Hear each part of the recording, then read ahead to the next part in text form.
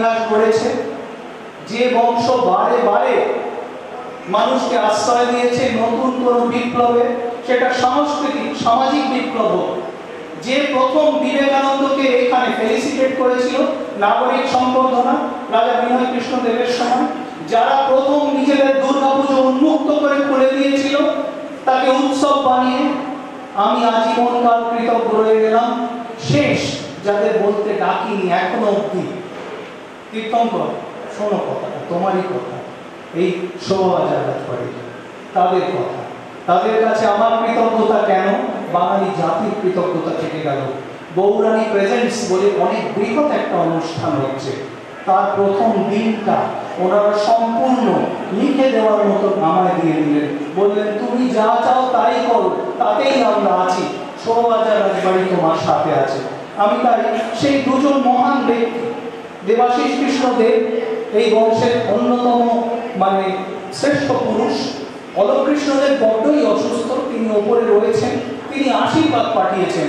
দেবাশিস দা একটু আমার পাশে এসে দাঁড়ান, এইভাবেই পাশে থাকবেন।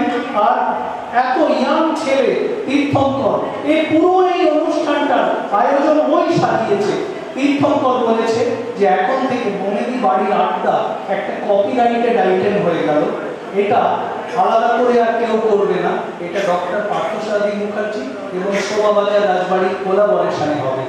সঙ্গে থাকবে বাংলালাইভ.com, তারা মৌসুমী দত্তরায় আপনি কি শুনছেন, আমেরিকা থেকে আপনাকে আমেরিকায় আমরা আপনাকে নমস্কার জানালাম।